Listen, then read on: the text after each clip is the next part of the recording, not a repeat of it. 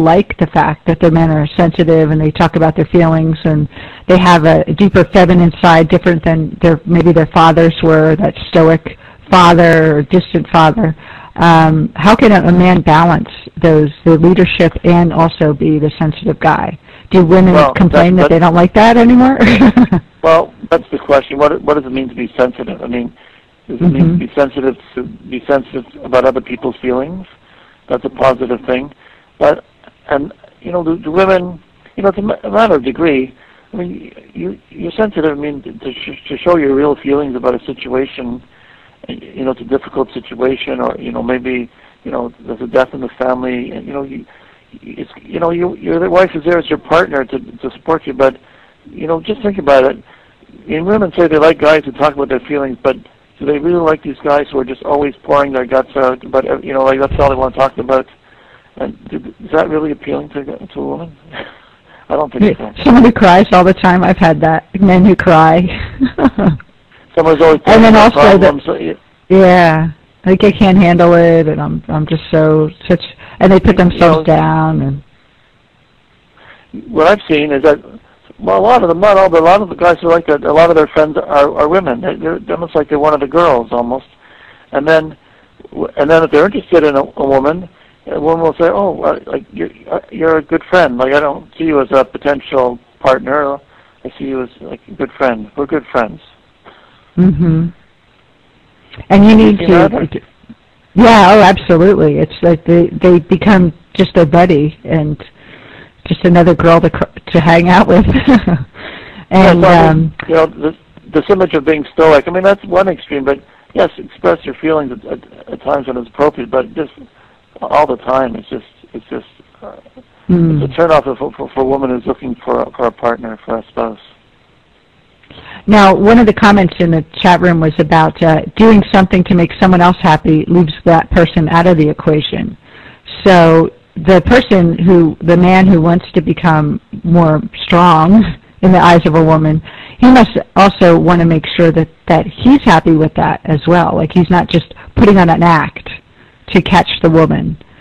So, do you educate them on the benefits that they can? That doing this behavior or shifting their behavior helps them, not just to get a woman, but to help them personally. Men want to be respected by women, right? What's important for men? They want to be respected, and they don't understand why they're not being respected.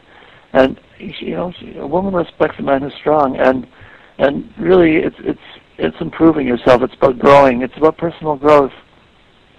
And I think men are happier, and they get treated better by women, and it's definitely a positive thing. I mean, you're saying, is it their real self? I mean, people change all the time, but they have to make a concerted effort to change, to catch themselves, to grow. But once you do it over a period of time, it becomes part of you, right? So, and really, they're much happier. It's, I meet so many divorced men.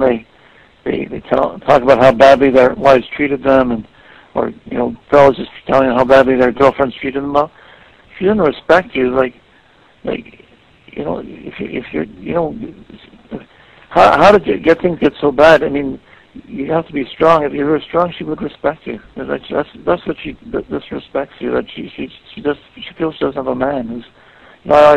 I know couples that broke up, and the woman said, my husband did everything I wanted. He always said yes to you. Always was doing everything. I just didn't feel like I had a man. I couldn't respect him. And a lot of it is boundaries too, and keeping your boundaries in relationships. I find that there's always one party that just lets the other person walk all over and control, and that is the belief that you can't stand up for yourself or take a stand is directly related to how much you feel like you're worth. And right. I think there's a deeper issue than just not making a decision, but to also really love themselves and honor themselves and say, no, this is enough. I'm going to take control, and I'm going to, not being afraid to make that decision and not being afraid of what the other person's response is going to be, that they're going to criticize it. Right. No, I have a chapter on that in the book about being entitled, to decide you're entitled to being properly treated, and really to set the bar high, because when things get really bad and you see in relationships, well, it didn't start there, where there's real abuse. I mean, it didn't start there. It started with up here with, put downs and disrespectful behavior. Mm-hmm. And why did you let it go on? Why didn't you stop right there? Because somehow you didn't feel you were entitled to. You thought, oh, I'm being this nice, sensitive guy, I'll ignore it. That's an important part of it. I mean, to be strong is to decide you're entitled to respect, and when people start with something negative behavior, to stop it right away.